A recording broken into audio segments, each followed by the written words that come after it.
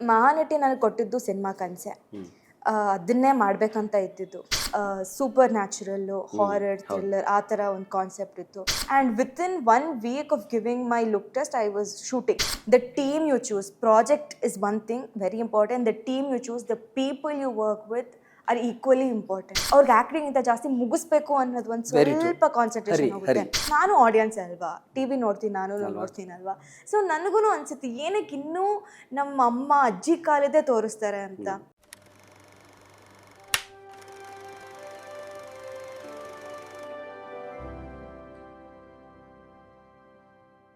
But still ಅದರಿಂದ ಒಂದಷ್ಟು ನಿಮ್ಗೆ ಅವಕಾಶಗಳು ಸಿಕ್ತು. ಅದರ 100 ಜನ್ಮಕ್ಕೂ ಅನ್ನುವಂತಹ ಒಂದು ಸೀರಿಯಲ್ ಹೇಗಿತ್ತು? ಅಲ್ಲಿಂದ ಅಲ್ಲಿಗೆ ಬಂದಿದ್ದು ಆ ಜರ್ನಿ. ಮಹಾನಟಿ ನನಗೆ ಕೊಟ್ಟಿದ್ದು ಸಿನಿಮಾ ಕನಸೆ. ಅದನ್ನೇ ಮಾಡಬೇಕಂತ ಇದ್ದಿದ್ದು. But end of the day ಈ ಥರ ಒಂದು ಬ್ಯೂಟಿಫುಲ್ ಆಪರ್ಚುನಿಟಿ ಬಂದಾಗ ನನಗೆ I thought I should take it ಅಂತ. 100 ಜನ್ಮಕ್ಕೂ ತುಂಬ ಒಳ್ಳೆ ಪಾತ್ರ ಇತ್ತದು. ಆ್ಯಂಡ್ ಆ್ಯಂಟಗನಿಸ್ಟೇ ಮೇನ್ ಲೀಡ್ ಆಗಿರುವಂಥದ್ದು. ಮತ್ತು ಅದೊಂದು ಸ್ವಲ್ಪ ಸೂಪರ್ ನ್ಯಾಚುರಲ್ಲು, ಹಾರರ್, ಥ್ರಿಲ್ಲರ್ ಆ ಥರ ಒಂದು ಕಾನ್ಸೆಪ್ಟ್ ಇತ್ತು. ಕನ್ನಡ ಟೆಲಿವಿಷನಲ್ಲಿ ಆ ಟೈಮಲ್ಲಿ ಯಾವುದು ಬರ್ತಾ ಇರಲಿಲ್ಲ ಕೂಡ. ಆ್ಯಂಡ್ ನನಗೆ ನಾನೇನಿದ್ದೀನಿ ಎಸೆನ್ಸ್ ಅದಕ್ಕೆ ವಿರುದ್ಧವಾದಂತಹ ಪಾತ್ರ ಇತ್ತು. Completely glamour, completely different role. I wanted to take up that challenge. And ದಿನ ಪ್ರೆಸೆಂಟ್ ಆಗಲ್ಲ ಈ ಥರ ಚಾಲೆಂಜಸ್ ನನಗೆ. ಇವಾಗ ನಾನು ಅದನ್ನು ಬಿಟ್ಟರೆ I will never understand the version of me who dealt with it ಅನಿಸ್ತು. So I took up it that role. ತುಂಬ ಈಸಿಯಾಗಿ ಬಂತು.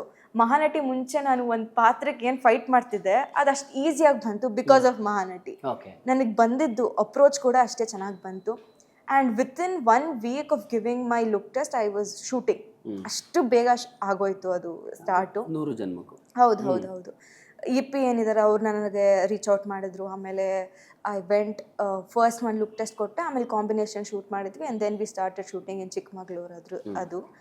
And that was something out of my comfort zone. And ಇವಾಗ ನನಗೆ ಗೊತ್ತು that I can do anything ಅಂತ. ಮಹಾನಟಿಯಲ್ಲಿ ನನ್ನನ್ನು ರಿಯಾಲಿಟಿ ಶೋ ಅಲ್ಲಿ ಗೊತ್ತಿಲ್ಲದೇನೆ they put us in a box, ಇವ್ರು ಈ ಥರ ಮಾಡ್ಬೋದಂತ. ಬಟ್ ಅದನ್ನು ಬ್ರೇಕ್ ಮಾಡಬೇಕಂತ ನನಗಿತ್ತು. And this serial was medium ಅದು ಮಾಡೋದಕ್ಕೆ. ಸೊ ಅದಾದಮೇಲೆ I think I proved my self and everybody that I can do everything even that. Okay, ಅಂದರೆ 100 ಜನ್ಮಕ್ಕೂ ನಿಮಗೆ ಒಳ್ಳೆ ಕಾನ್ಫಿಡೆನ್ಸ್. ಹೌದು. ಓಕೆ, ಆ ಸೀರಿಯಲಿಂದ ಕಲ್ತಿದ್ದು ಏನು ಹೆಚ್ಚು ನೀವು ಕಲ್ತಿದ್ದು ಒಂದು ಇದರಿಂದ? ನನಗೆ ಅಲ್ಲಿ ಕಲ್ತಿದ್ದು that the team you choose, project is one thing very important. The team you choose, the people you work with are equally important ಅಂತ ನನಗೆ ಅಲ್ಲಿ ಅರ್ಥ ಆಯಿತು. be it the co-artists or technicians, direction team, producers team, EPs ಆಗಿರ್ಬೋದು, ಎಲ್ಲನೂ ಅಷ್ಟೇ ಅದೂ equally important. Acting ಎಷ್ಟು ಇಂಪಾರ್ಟೆಂಟು, ನಾವು ಯಾವ ಎನ್ವಿರಾನ್ಮೆಂಟಲ್ಲಿ ನಾವು ಆ್ಯಕ್ಟ್ ಮಾಡ್ತಿದ್ದೀವಿ ಅದು ಇಂಪಾರ್ಟೆಂಟ್ ಅಂತ ನಾನು ಬೇಸಿಕಲಿ ಮೇಜರ್ಲಿ ಕಲ್ತಿದ್ದು 100 ಜನ್ಮಕ್ಕಿಂದ. ಓಕೆ, ಅದಾದಮೇಲೆ ಮತ್ತೆ ಸೀರಿಯಲ್ ಮಾಡಬೇಕು ಅಂತ ಅಂದರೆ ಅನಿಸ್ಲಿಲ್ಲ ಮತ್ತು ಆಪರ್ಚುನಿಟೀಸ್ ಬಿಟ್ಟು ಸಿನಿಮಾಗೆ ಬರಬೇಕು ಅಂತಲೇ ಅಂದ್ಕೊಂಡಿದ್ರ? ನನಗೆ ಸಿನಿಮಾನೇ ಇತ್ತು ಮಹಾನಟಿ ನಂತರ. ಬಟ್ ಅಗೇನ್ ಆ ಡೆಪ್ತ್ ಆಫ್ ನಾಲೆಜಿಂದ ಅದನ್ನೇ ಎಕ್ಸ್ಪೆಕ್ಟ್ ಮಾಡುವಂಥ ಕ್ರೌಡ್ ಜೊತೆ ವರ್ಕ್ ಮಾಡಬೇಕಂತ ಅನ್ನಿಸ್ತು. ಬಿಕಾಸ್ ಸೀರಿಯಲ್ಸಲ್ಲಿ ಒಂದೊಂದ್ಸಲ ಏನಾಗುತ್ತೆ ಅಂದರೆ ಎಷ್ಟು ಫಾಸ್ಟಾಗಿರ್ತಾರೆ ಅಂದರೆ ಅವ್ರಿಗೆ ಆ್ಯಕ್ಟಿಂಗಿಂತ ಜಾಸ್ತಿ ಮುಗಿಸ್ಬೇಕು ಅನ್ನೋದು ಒಂದು ಸ್ವಲ್ಪ ಕಾನ್ಸಂಟ್ರೇಷನ್ ಹೋಗುತ್ತೆ. ನಾವಲ್ಲಿ ಸ್ವಲ್ಪ ಇನ್ನೂ ಒಂದು ಟೇಕಲ್ಲಿ ಇನ್ನೂ ಚೆನ್ನಾಗಿ ಮಾಡ್ತೀವಿ ಅಂದ್ರೇನು ಅವ್ರಿಗೆ ಬೇಡ, ಸಾಕು ಮೇಡಮ್ ಬಂದಿದೆ ಅನ್ನೋ ಥರ ಆಗೋಗುತ್ತೆ. ಸೊ ನನಗೆಲ್ಲ ಸ್ವಲ್ಪ ಅದು ಮನಸ್ಸಿಗೆ ಘಾಸಿ ಅನ್ನಿಸ್ತಾ ಇತ್ತು. ಆಮೇಲೆ ಇನ್ನೂ ದೊಡ್ಡ ರೆಸ್ಪಾನ್ಸಿಬಿಲಿಟೀಸ್ ತೊಗೊಳ್ಳೋ ಅಂತಹ ಕೇಪಬಿಲಿಟಿ ನನಗಿದೆ ಅನ್ನಿಸ್ತು. ಸೊ ಸದ್ಯಕ್ಕೆ ಸೀರಿಯಲ್ಸಲ್ಲೂ ಸ್ವಲ್ಪ ಚೂಸಿ ಆಗಿದ್ದೀನಿ, ಅದಕ್ಕೆ ಏನೂ ಮಾಡ್ತಿಲ್ಲ. ತುಂಬ ಬರ್ತಾ ಇದೆ, ಸೊ ಚೂಸಿ ಆಗಿದ್ದೀನಿ, ಆದ್ದರಿಂದ ಸೀರಿಯಲ್ಸ್. ಕೊನೆಯ ಪ್ರಶ್ನೆ, ಯಾಕಂದರೆ ಒಂದ್ಸಲ ಸಿನಿಮಾಗೆ ಬಂದವರು ಯಾರು ವಾಪಸ್ ಟಿವಿಗೆ ಹೋಗಬೇಕು ಅಂತ ಅಂದ್ಕೊಳ್ಳಲ್ಲ, ನಾರ್ಮಲಿ ಅಂದ್ಕೊಳ್ಳಲ್ಲ, ಅದು ಮೈಂಡ್ ಸೆಟ್. ಬಟ್ ಈಗಲೂ ನಿಮಗೆ ಸ್ಮಾಲ್ ಸ್ಕ್ರೀನಲ್ಲಿ ಒಳ್ಳೆ ಆಪರ್ಚುನಿಟಿ ಬಂದರೆ ಮಾಡಬೇಕು ಅಂತಿದ್ದೀರಾ, ಹೇಗೆ? ಯಾ ಅದು ಖಂಡಿತ ಮಾಡ್ತೀನಿ. ಬಿಕಾಸ್ ತುಂಬ ಆಸ್ಪೆಕ್ಟ್ಸ್ ಇದೆ ಕಿರುತೆರೆಯಲ್ಲೂ ನಮಗೆ ಅಡ್ವಾಂಟೇಜಸ್ ಆಗಿ. ಆ್ಯಂಡ್ ಆ ಥರ ನನಗೆ ತುಂಬ ಮನಸ್ಸಿಗೆ ಹತ್ರ ಆಗುವಂತಹ ಪಾತ್ರ ಸಿಕ್ಕಿದ್ರೆ ಖಂಡಿತ ಮಾಡ್ತೀನಿ. ಆ್ಯಂಡ್ ಟೆಲಿವಿಷನಲ್ಲಿ ಏನಂದರೆ ನಾವು ಒಂದು ಪಾತ್ರ ಚೂಸ್ ಮಾಡಿದ್ರೆ ಲಾಂಗ್ ರನ್ ಇರುತ್ತೆ. ಸೊ ನನಗೆ ಅಷ್ಟಿಷ್ಟ ಆಗಬೇಕು, ಅಷ್ಟು ವರ್ಷಾನ್ಗಟ್ಲೆ ನಾನು ಆ ಪಾತ್ರ ನಿರ್ವಹಿಸಬೇಕು ಅನ್ನಿಸ್ಬೇಕು. ಸೊ ಆ ಥರ ಪಾತ್ರ ಬಂದರೆ ಖಂಡಿತ ಮಾಡ್ತೀನಿ. ಓಕೆ, ಸೀರಿಯಲ್ ಬೆಸ್ಟ್ ಅನಿಸುತ್ತಾ? ಯಾಕಂದರೆ ಒಂದು ಪಾತ್ರನ ವರ್ಷಾನ್ಗಟ್ಲೆ ಮಾಡ್ತಿರ್ತಾರಲ್ಲ, ಈಗ ಆ ಪಾತ್ರನ ಅಷ್ಟು ವರ್ಷಾನ್ಗಟ್ಲೆ ಮಾಡೋದು ನಿಮ್ಗೆ ಎಷ್ಟು ಅಂದರೆ ಬೆಸ್ಟ್ ಅನಿಸುತ್ತೆ? ಅಥವಾ ಒಂದು ಪಾತ್ರದಿಂದ ಇನ್ನೊಂದು ಪಾತ್ರಕ್ಕೆ ಶಿಫ್ಟ್ ಆಗೋ ಸಿನಿಮಾ ಬೆಸ್ಟ್ ಅನಿಸುತ್ತೆ? ಏನು ಕಂಪ್ಯಾರಿಸನ್ನಲ್ಲಿ ಏನು ವ್ಯತ್ಯಾಸ ಕಂಡು? ಅದೇ ನಮಗೆ ಪಾತ್ರ ತುಂಬ ಇಷ್ಟ ಇದ್ದರೆ ಅಷ್ಟು ವರ್ಷ ಆದ್ರೂ ಈಸಿ ಆಗುತ್ತೆ. ಮೊನೋಟನಿ ಅನ್ಸಲ್ವಾ? ಒಂದು ಪಾಯಿಂಟಲ್ಲಿ ಖಂಡಿತ ಅನಿಸುತ್ತೆ ಸೀರಿಯಲಲ್ಲಿ. ಬಟ್ ಏನು ಗೊತ್ತಾ advantage, serial the start on a time line, ನೀವು ಆ ಕ್ಯಾರೆಕ್ಟರ್ ಜೊತೆ ಅದನ್ನು ಅರ್ಥ ಮಾಡ್ಕೊಳ್ತಾ ಹೋಗ್ತೀರಾ. ಸಿನಿಮಾ ಏನಾಗೋಗುತ್ತೆ, ಇವತ್ತು ನಾವು ಕ್ಲೈಮ್ಯಾಕ್ಸಿಂದನೇ ಶುರು ಮಾಡ್ಬೋದು ಶೂಟಿಂಗ್ನ ಸಿನಿಮಾಲಿ, ಬಟ್ ಹಾಗೆ ಸೀರಿಯಲಲ್ಲಿ ಇರಲ್ಲ. ಸೊ ಆ ಕ್ಯಾರೆಕ್ಟರ್ ಏನಿದೆ, ಗ್ರೋತ್ ಇದೆ, ಅದು ಅರ್ಥ ಆಗ್ತಾ ಹೋಗಿ ನಾವು ತುಂಬ ಚೆನ್ನಾಗಿ ಅರ್ಥ ಮಾಡ್ಕೋಬೋದು. ಬಟ್ ಸಿನಿಮಾಲಿ ಇವತ್ತೊಂದಿನ ಅದೊಂದು ಇದೊಂದು, ಆ ಗ್ರಾಫ್ ಸ್ವಲ್ಪ ಕಷ್ಟ ಆಗುತ್ತೆ, ಕಂಟಿನ್ಯೂಟಿ ಗ್ರಾಫು ಮೊನೋಟನಸ್ ಅನಿಸುತ್ತೆ ಓವರ್ ದ ಇಯರ್ಸ್. ಬಟ್ ಅಷ್ಟು ಹತ್ತಿರ ಆದರೆ ಮತ್ತು ಆಬ್ವಿಯಸ್ಲಿ ರೈಟಿಂಗಲ್ಲೂ ಸ್ವಲ್ಪ ವೇರಿಯೇಷನ್ಸ್ ತರ್ತಾ ಹೋದರೆ, ಆ್ಯಂಡ್ ಈಗಿನ ಕಾಲದಲ್ಲಿ ಸ್ವಲ್ಪ ಸೆನ್ಸಿಬಲ್ ಜಾಸ್ತಿ ಆಗಿರೋ ಸೀರಿಯಲ್ಸ್ ಬಂದರೆ ತುಂಬ ಖುಷಿ ಆಗುತ್ತೆ ಅನ್ಸುತ್ತೆ ಮಾಡೋಕ್ಕೆ. ಬರ್ತಿದೆ ಅಂತ ಅನ್ಸುತ್ತಾ?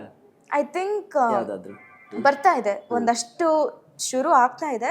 ಬಟ್ ಇನ್ನೂ ಸ್ವಲ್ಪ ವೈಡ್ ಆಗಿ ಯೋಚನೆ ಮಾಡಬೇಕು. ಆಡಿಯನ್ಸ್ ಆ್ಯಕ್ಚುಲಿ ತುಂಬ ಬ್ರಾಡ್ ಮೈಂಡೆಡ್ ಆಗಿದ್ದಾರೆ ಆ್ಯಂಡ್ ವಿ ವಾಂಟ್, ನಾನು ಆಡಿಯನ್ಸ್ ಅಲ್ವಾ, ಟಿ ವಿ ನೋಡ್ತೀನಿ, ನಾನು ನೋಡ್ತೀನಲ್ವಾ. ಸೊ ನನಗೂ ಅನಿಸುತ್ತೆ ಏನಕ್ಕೆ ಇನ್ನೂ ನಮ್ಮ ಅಮ್ಮ ಅಜ್ಜಿ ಕಾಲದೇ ತೋರಿಸ್ತಾರೆ ಅಂತ.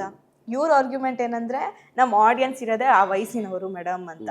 ಅವ್ರ ಪಾಯಿಂಟ್ ಆಫ್ ವ್ಯೂ ಚೇಂಜ್ ಮಾಡಿಬಿಡಿ. ನೀವು ಸೀರಿಯಲಲ್ಲಿ ವಿರುದ್ಧವಾಗಿ ಅಥವಾ ನಿಮ್ಮ ಆ್ಯಕ್ಚುಲಿ ಸಮಾಜಕ್ಕೆ ಒಳ್ಳೇದೇನಿದೆ ಆ ಥರದ್ದು ತೋರಿಸಿದ್ರೆ ನೀವು ಜನನೂ ಹೌದಲ್ವಾ ಅಂತ ಅವರೇ ಸೆಲ್ಫ್ ರಿಫ್ಲೆಕ್ಟ್ ಮಾಡ್ಕೋಬಹುದಲ್ವಾ. ಆ ಅವಕಾಶನೇ ಕೊಡ್ತಿಲ್ಲ ನಾವು ಆಡಿಯನ್ಸ್ಗೆ.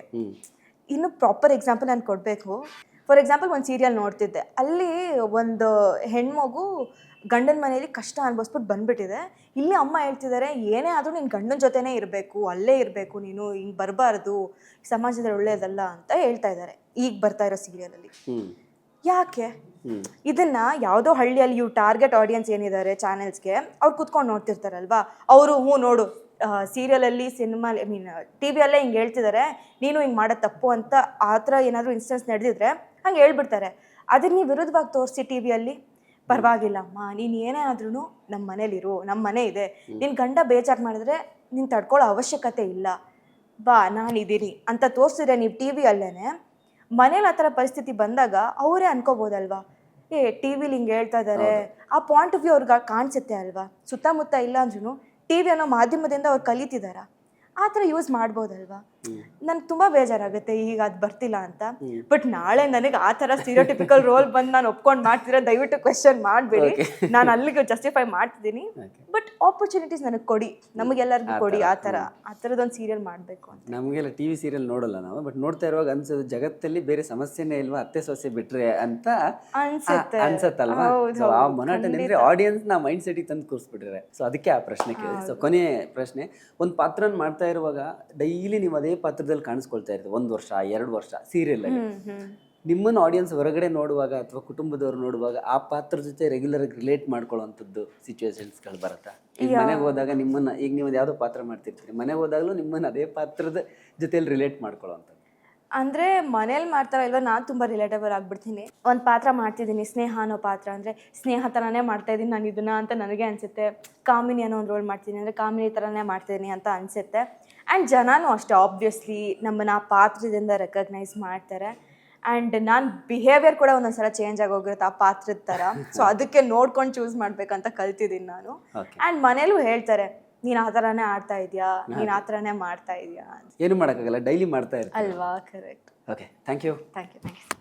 ಹಾಯ್ ಎಲ್ರಿಗೂ ನಮಸ್ಕಾರ, ನಾನು ನಿಮ್ಮ ಅನುಷಾ ರೈ. ಸೊ ಇಲ್ಲಿ ನೋಡಿ, ಡೈಲಿ ಮಾಧ್ಯಮ ಈ ಒಂದು ಚಾನಲಲ್ಲಿ ನಿಮಗೆ ಎಂಟರ್ಟೈನ್ಮೆಂಟ್ ಎಲ್ಲ ವಿಷಯಗಳು ಸಿಗುತ್ತೆ. ಅದ್ರ ಜೊತೆಗೆ ನಿಮಗೆ ಗೊತ್ತಿಲ್ಲದೆ ಇರೋವಂಥ ಹೊಸ ಮಾಹಿತಿಗಳನ್ನು ಕೂಡ ಅವರು ಈ ಚಾನಲ್ನಲ್ಲಿ ಕೊಡ್ತಾ ಹೋಗ್ತಾರೆ. ನಿಮಗೆ ರಂಜಿಸೋದಕ್ಕೆ ಯಾವುದೇ ವಿಷಯದಲ್ಲೂ ಮೋಸ ಆಗಲ್ಲ. ದಯವಿಟ್ಟು ಡೈಲಿ ಮಾಧ್ಯಮ ಯೂಟ್ಯೂಬ್ ಚಾನಲ್ನ ಸಬ್ಸ್ಕ್ರೈಬ್ ಮಾಡಿ, ಸಪೋರ್ಟ್ ಮಾಡಿ ಅಂತ ನಾನು ಈ ಮೂಲಕ ಕೇಳ್ಕೊಳ್ತೀನಿ.